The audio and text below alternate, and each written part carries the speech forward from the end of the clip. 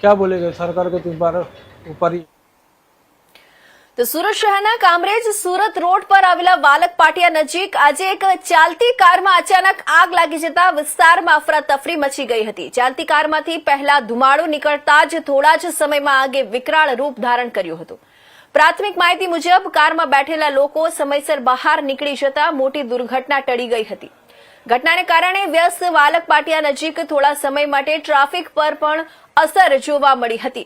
ઘટનાની જાણ થતા આસપાસના લોકો મોટી સંખ્યામાં એકઠા થઈ ગયા હતા અને ફાયર બ્રિગેડને જાણ કરવામાં આવી હતી। આગ લાગવાનું ચોક્કસ કારણ હજુ સામે આવ્યું નથી, જો કે પ્રાથમિક રીતે શોર્ટ સર્કિટને કારણે આગ લાગી હોવાની શક્યતા વ્યક્ત કરવામાં આવી રહી છે।